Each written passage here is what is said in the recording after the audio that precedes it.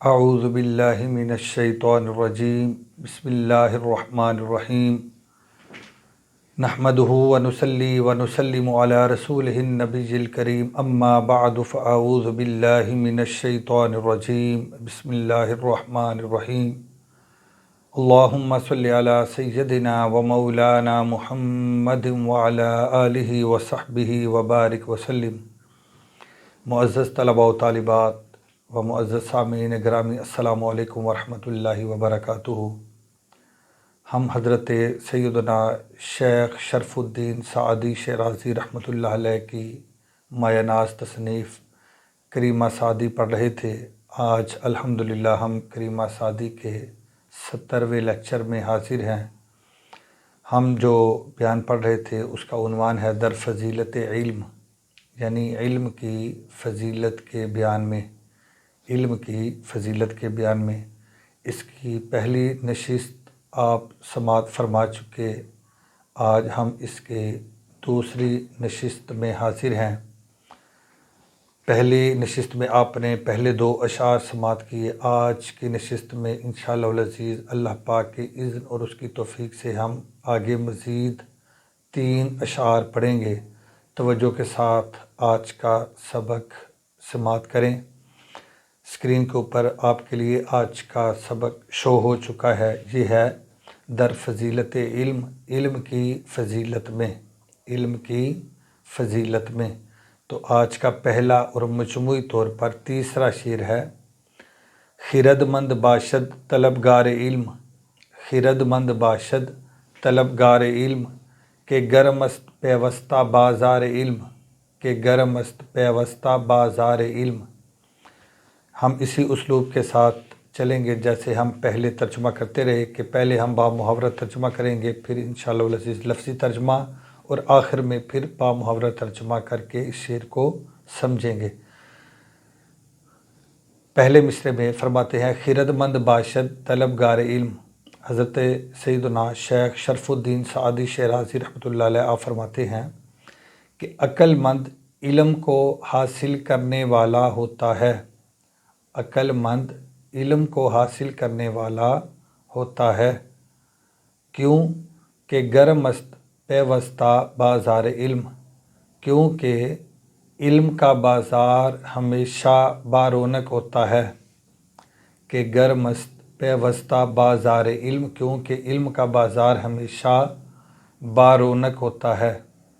لفظی ترجمہ سماعت کریں۔ خرد مند کا معنی ہوتا ہے عقل مند، خرد مند کا معنی عقل مند، باشد، باشد کا معنی ہوتا ہے، ہوتا ہے۔ بودن مصدر سے یہ فعل مضارع کا صیغہ ہے، اور پہلے بھی آپ کو کئی دفعہ یہ بتا دیا ہے کہ بودن سے 2 مضارع آتے ہیں، ایک بود اور دوسرا باشد۔ تو یہ بودن مصدر سے فعل مضارع واحد غائب کا صیغہ ہے۔ آگے لفظ آیا طلبگار، طلبگار کا معنی ہوتا ہے طلب کرنا یا طلب کرنے والا، طلبگار کا معنی طلب کرنے والا، اور طلبگار علم کا معنی ہوگا علم کو طلب کرنے والا یا علم کا طلب کرنے والا۔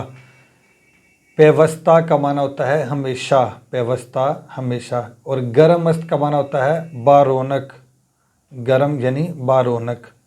بازار علم کا معنی علم کا بازار، علم کا بازار۔ تو اب توجہ سے اس شعر کو ہم سمجھتے ہیں۔ خرد مند عقل مند، باشد ہوتا ہے طلبگار علم، علم کو طلب کرنے والا، عقل مند ہوتا ہے علم کو طلب کرنے والا۔ تو اس کا بامحاورہ ترجمہ یوں ہوگا: عقل مند علم کو حاصل کرنے والا ہوتا ہے، عقل مند علم کو حاصل کرنے والا ہوتا ہے، کہ گرم است پیوستہ بازار علم، کیونکہ علم کا بازار ہمیشہ بارونق ہوتا ہے، کہ گرم است کیونکہ بارونق ہوتا ہے یا بارونق رہتا ہے، پیوستہ ہمیشہ، بازار علم، علم کا بازار، کیونکہ علم کا بازار ہمیشہ بارونق رہتا ہے، اس لیے عقل مند ہمیشہ علم کو طلب کرنے والا ہوتا ہے۔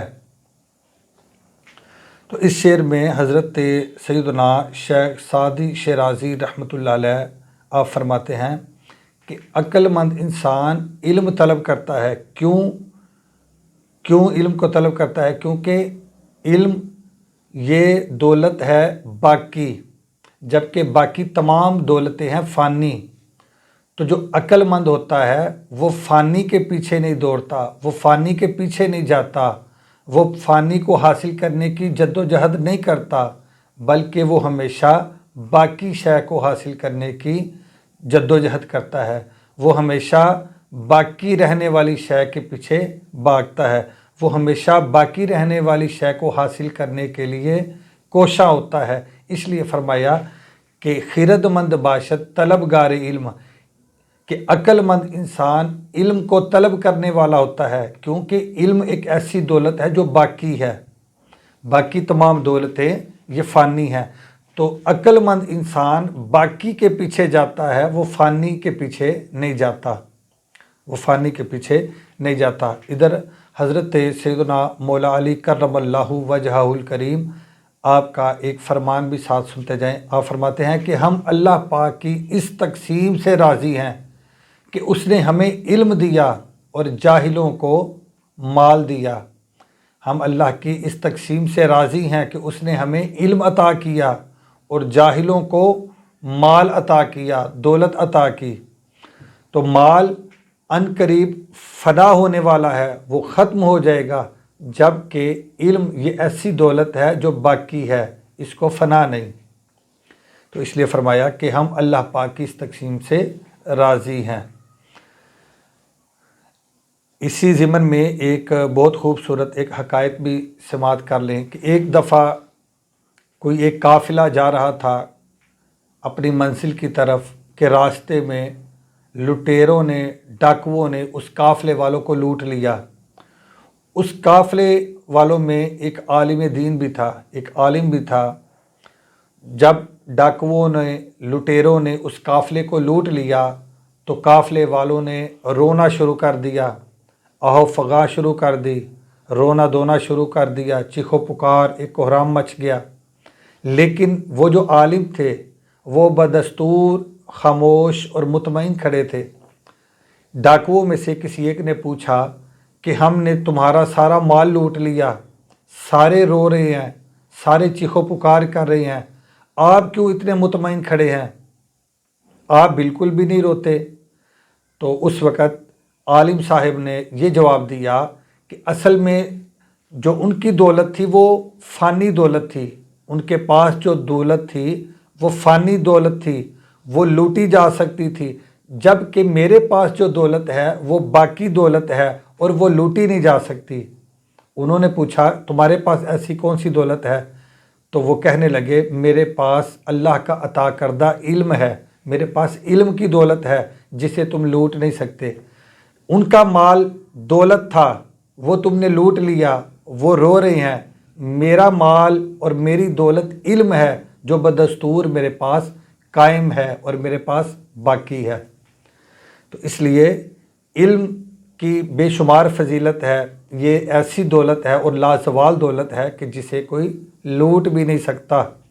اس لیے حضرت سیدنا شیخ سعدی شیرازی رحمۃ اللہ علیہ آپ فرماتے ہیں کہ خرد مند باشد طلبگار علم، عقل مند انسان علم کو طلب کرتا ہے. کیوں کہ گرمست پیوستہ بازار علم، کیونکہ علم کا بازار ہمیشہ بارونق ہوتا ہے. چلتے ہیں آج کے دوسرے اور مجموعی طور پر چوتھے شعر کی طرف. کسے را کے شد در ازل بختیار، طلب کردن علم کرد اختیار. کسے را کے شد در ازل بختیار، طلب کردن علم کرد اختیار. وہ شخص جو ازل سے ہی اچھے نصیب کا مالک ہوتا ہے، وہ شخص جو ازل سے ہی، شروع سے ہی اچھے نصیب کا مالک ہوتا ہے، اچھے نصیب والا ہوتا ہے، وہ کیا کرتا ہے؟ طلب کردن علم کرد اختیار. وہ علم کو طلب کرنا ہی پسند کرتا ہے، وہ علم کو طلب کرنا ہی اختیار کرتا ہے. تو لفظی ترجمہ سماعت کریں، پھر انشاءاللہ العزیز ہم اس شعر کو سمجھتے ہیں. ازل کا معنی ہے ازل یعنی جس کی ابتدا نہ ہو، اور یہاں اس سے مراد یعنی ابتدا سے ہی یعنی شروع سے ہی۔ بختیار کا معنی خوش نصیب یا خوش بخت۔ طلب کردن کا معنی طلب کرنا، کردن یہ مصدر ہے، طلب کردن طلب کرنا، اور کرد یہ کردن مصدر سے فعل ماضی مطلق مثبت معروف واحد غائب کا صیغہ ہے، اور اس کا معنی ہے اس نے کیا۔ اب شعر کو سمجھے۔ کسے را کے شد در ازل بختیار، جو شخص ازل سے ہی یعنی شروع سے ہی اچھے نصیب کا مالک ہوتا ہے، اچھے نصیب والا ہوتا ہے۔ طلب کردن علم کرد اختیار، تو وہ علم کو طلب کرنا ہی اختیار کرتا ہے، علم کو طلب کرنا ہی وہ اختیار کرتا ہے، یعنی اچھے نصیب کا مالک خوش بخت انسان وہ طالب علم بنتا ہے، وہ علم کی دولت کو سمیٹتا ہے، وہ علم حاصل کرتا ہے۔ حضرت سیدنا ابو درداء رضی اللہ تعالی عنہ آپ بیان فرماتے ہیں کہ حضور نبی رحمت صلی اللہ علیہ وآلہ وسلم نے فرمایا کہ قیامت کے روز علماء کے قلم کی سیاہی شہداء کے خون کے ساتھ اس کو تولا جائے گا۔ قیامت کے روز علماء کے قلم کی سیاہی کو شہداء کے خون کے ساتھ تولا جائے گا، تو علماء کے قلم کی سیاہی شہداء کے خون سے زیادہ وزنی ہو جائے گی۔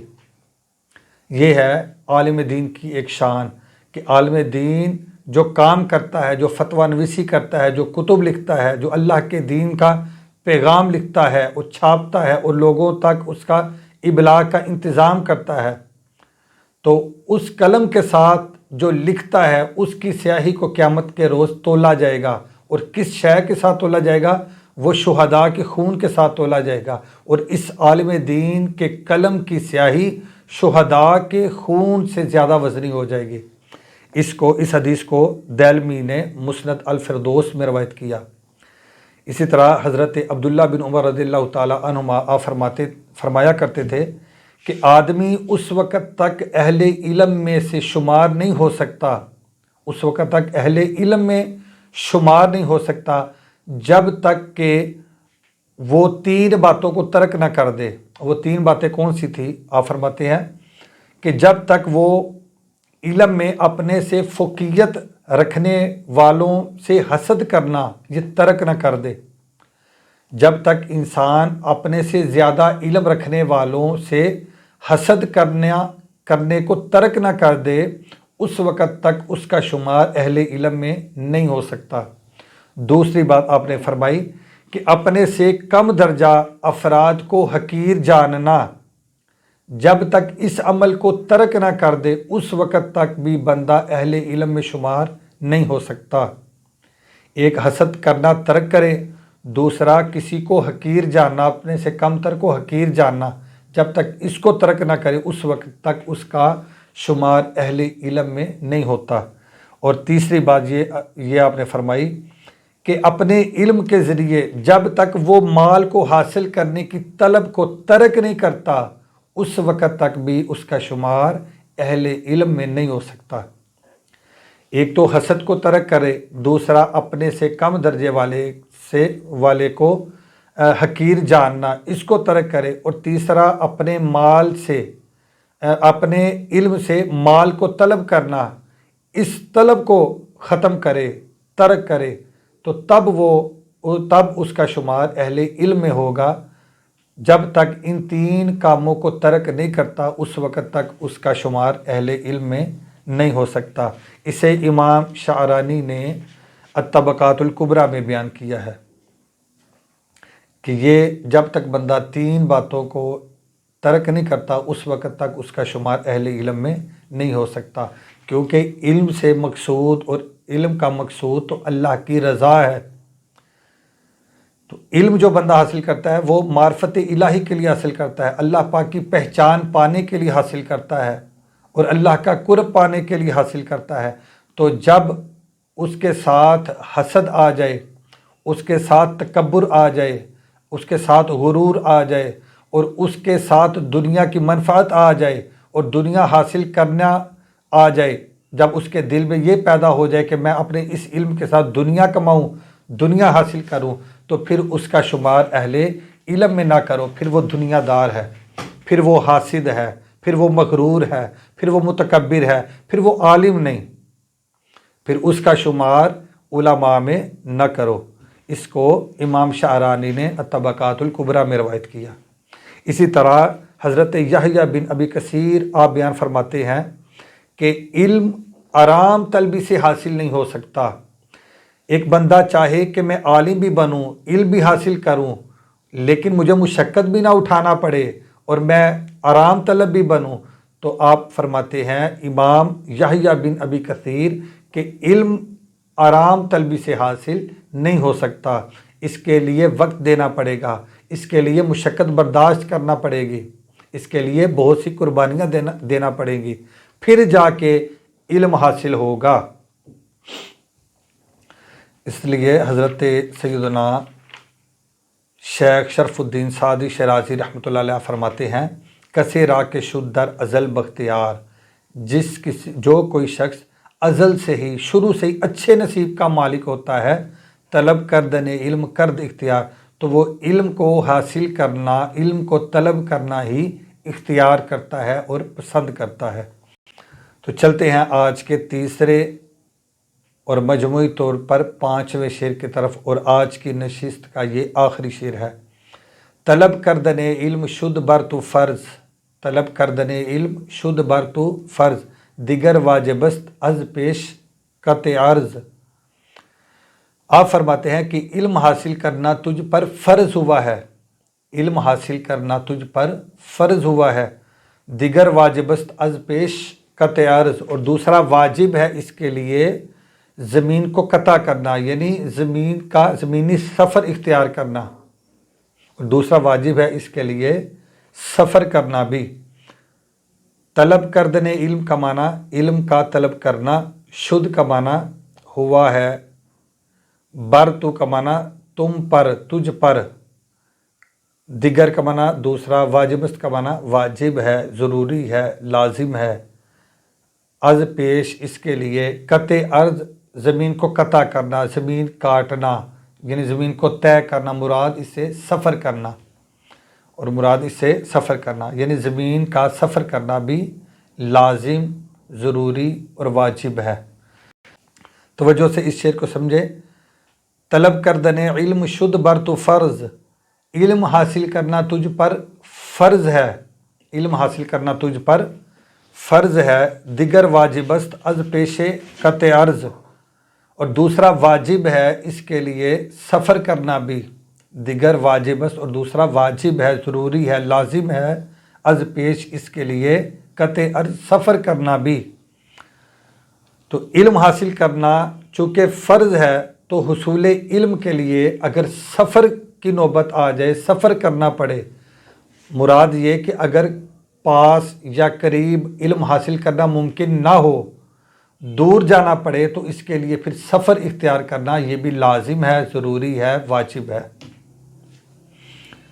حضور نبی رحمت صلی اللہ علیہ وآلہ وسلم کا فرمان ذی شان ہے، حضرت انس بن مالک رضی اللہ تعالیٰ عنہ سے روایت ہے کہ حضور نبی رحمت صلی اللہ علیہ وآلہ وسلم نے فرمایا، طلب العلم فریضۃ علی کل مسلم، علم طلب کرنا، علم حاصل کرنا ہر مسلمان مرد و عورت پر فرض ہے، اور علم حاصل کرنے کے لیے سفر اختیار کرنا، اس کے متعلق بھی قرآن پاک نے یوں ارشاد فرمایا۔ سورہ توبہ آیت نمبر 122 میں اللہ پاک نے ارشاد فرمایا، اعوذ باللہ من الشیطان الرجیم، وما كان المؤمنون لينفروا كافة فلولا نفر من كل فرقة منهم طائفة ليتفقهوا في الدين وَلِيُنذِرُوا قَوْمَهُمْ إِذَا رَجَعُوا إِلَيْهِمْ لَعَلَّهُمْ يَحْذَرُونَ۔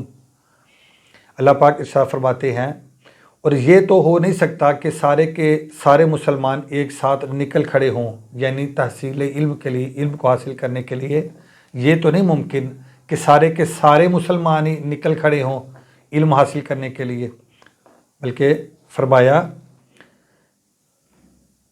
تو ان میں سے ایک گروہ یا قبیلہ کی ایک جماعت کیوں نہ نکلے کہ وہ لوگ دین میں تفقہ یعنی خوب فہم و بصیرت حاصل کریں، اور وہ اپنی قوم کو ڈرائیں جب وہ ان کی طرف پلٹ کر آئیں، تاکہ وہ گناہوں اور نافرمانی کی زندگی سے بچیں، تاکہ وہ گناہوں اور نافرمانی کی زندگی سے بچیں۔ تو اللہ پاک نے اس آیت مبارکہ میں یہ ارشاد فرمایا کہ یہ تو ممکن نہیں کہ سارے کے سارے لوگ ہی علم دین حاصل کرنے کے لیے، علم حاصل کرنے کے لیے اپنے وطن سے کوچ کر جائے، نکل پڑے، بلکہ لوگوں میں سے ایک گروہ، ایک جماعت نکلے جو علم حاصل کرنے کے لیے نکلے، سفر کرے۔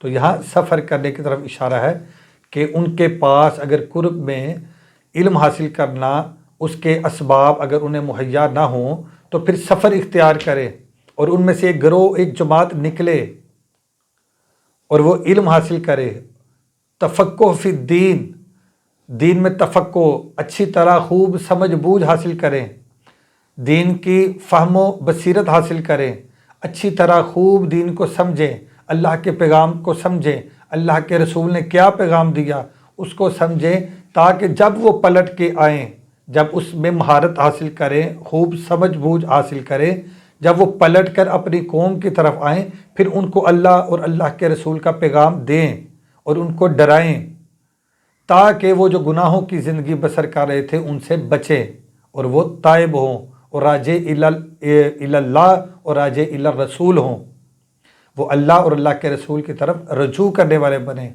اور وہ توبہ کرنے والے بنیں، تاکہ وہ گناہوں اور نافرمانی کی زندگی سے توبہ کریں اور گناہوں کی زندگی سے بچیں۔ تو علم حاصل کرنے کے لیے سفر اختیار کرنا یہ بھی لازم اور ضروری ہے۔ ترمذی شریف کی حدیث پاک ہے، ان انس رضی اللہ تعالیٰ عنہ قال قال رسول اللہ صلی اللہ علیہ وآلہ وسلم من خرج فی طلب العلم فهو فی سبیل اللہ حتی یرجع، او کما قال صلی اللہ علیہ وآلہ وسلم۔ ترمذی شریف کی حدیث ہے کہ حضرت سیدنا انس رضی اللہ تعالیٰ عنہ سے روایت ہے کہ حضور نبی رحمت صلی اللہ علیہ وآلہ وسلم نے فرمایا، جو شخص طلب علم میں اپنے گھر سے نکلتا ہے، جو شخص طلب علم میں اپنے گھر سے نکلتا ہے تو وہ ایسی ہے جیسے اللہ کی راہ میں جہاد کرنے والا ہو، یہاں تک کہ وہ واپس لوٹ آئے، یعنی جب تک وہ واپس لوٹ نہیں آتا اس وقت تک وہ اللہ کی راہ میں جہاد کرنے والوں میں لکھا جاتا ہے، تو وہ ایسے ہی ہے جیسے اللہ کی راہ میں جہاد کر رہا ہے۔ تو اس کا شمار، طالب علم کا شمار مجاہدوں میں ہوتا ہے، اللہ کی راہ میں جہاد کرنے والوں میں ہوتا ہے۔ تو یہ اس حدیث پاک سے بھی علم دین حاصل کرنے کے لیے سفر اختیار کرنا، اس کا ثبوت ملتا ہے کہ جب تک کوئی طالب علم کو طلب کرنے والا علم حاصل کرنے کے لیے نکلتا ہے، سفر اختیار کرتا ہے، تو وہ ایسا ہی ہے جیسے کوئی اللہ کی راہ میں جہاد کے لیے نکلا ہو۔ تو حضرت سیدنا شیخ سعدی شیرازی رحمۃ اللہ علیہ اس لیے آپ فرماتے ہیں کہ طلب کردن علم شد بر تو فرض، علم کا طلب کرنا تم پر فرض ہے، دیگر واجبست از پیش قطع عرض، اور دوسرا واجب ہے اس کے لیے سفر کرنا بھی۔ تو علم کون سا حاصل کرنا فرض ہے؟ انسان جب بالغ ہوتا ہے تو اس کے اوپر نماز فرض ہو جاتی ہے، روزہ فرض ہو جاتا ہے، اگر وہ صاحب نصاب ہوتا ہے تو زکوٰۃ فرض ہو جاتی ہے، اگر وہ صاحب استطاعت ہوتا ہے تو حج فرض ہو جاتا ہے۔ تو جب جو عمل اس کے اوپر لازم ہوتا ہے اس عمل کے متعلق اس کا علم حاصل کرنا اس پر لازم اور فرض ہوتا چلا جاتا ہے۔ اگر بندہ کوئی بالغ ہوا ہے تو اب بلوغت کے مسائل سیکھنا اس کے لیے لازم ہے، پاکی اور ناپاکی کے مسائل سیکھنا لازم ہے تاکہ وہ ناپاکی سے بچ سکے۔ اسی طرح اس کے اوپر نماز فرض ہو چکی ہے، نماز کے مسائل سیکھنا اس کے اوپر لازم اور فرض ہے۔ اگر وہ صاحب نصاب ہے تو اس کے اوپر زکوٰۃ فرض ہو چکی ہے، اب زکوٰۃ کے مسائل سیکھنا اس کے لیے فرض اور لازم ہے۔ اگر وہ صاحب استطاعت ہے تو حج اس کے اوپر فرض ہو چکا ہے، اب حج کے فرائض سیکھنا، حج کے مسائل سیکھنا اس کے اوپر لازم اور فرض ہے۔ اگر وہ شادی شدہ ہے، شادی کرتا ہے، نکاح کرتا ہے، تو اب نکاح اور طلاق کے مسائل سیکھنا اس کے لیے لازم اور فرض ہیں۔ اور اسی طرح بیوی کے حقوق کیا ہیں، یہ علم سیکھنا اس کے لیے لازم اور فرض ہے۔ اسی طرح عورت ہے تو اپنے شوہر کے اس کے اوپر کیا حقوق ہیں وہ سیکھے۔ اگر یہ والدین بنتے ہیں تو ان کے بچوں کا ان کے اوپر کیا حق ہے، یہ علم بھی سیکھیں، ان کی تربیت اسلامی لحاظ سے ان کی تربیت کیسے کی جائے اس کا علم حاصل کریں، حقوق العباد کیا ہیں اس کا علم حاصل کریں، ہمسایوں کے حقوق کیا ہیں اس کا علم حاصل کریں۔ اگر بندہ تاجر ہے تو تجارت کے مسائل سیکھنا اس کے اوپر لازم اور فرض ہے تاکہ وہ حرام سے بچ سکے۔ علی ھذا القیاس جس فیلڈ اور جس شعبے کے ساتھ بندہ متعلق ہوتا چلا جائے گا اس فیلڈ اور شعبے سے متعلقہ علوم حاصل کرنا، اس کے متعلق علم حاصل کرنا اس کے اوپر لازم اور فرض ہوتا چلا جائے گا۔ اس لیے شیخ سعدی رحمۃ اللہ علیہ فرماتے ہیں کہ طلب کردن علم شد بر تو فرض، علم کا طلب کرنا تم پر فرض ہوا ہے، دیگر واجب است از پیش قطع عرض، اور دوسرا لازم واجب اور ضروری ہے اس کے لیے سفر کرنا بھی۔ اگر یہ علم کا حصول تمہیں قریب سے ممکن نہ ہو، اگر دور جانا پڑے، حتیٰ کہ شہر سے دور دوسرے شہر بھی جانا پڑے، تو پھر بھی تیرے لیے یہ سفر اختیار کرنا یہ لازم ہے، ضروری ہے، واجب ہے۔ امید ہے کہ اچھے طریقے سے آج کا سبق آپ نے سمجھا ہوگا۔ آج کے لیے اتنا ہی کافی ہے۔ اللہ حافظ۔ السلام علیکم ورحمۃ اللہ وبرکاتہ۔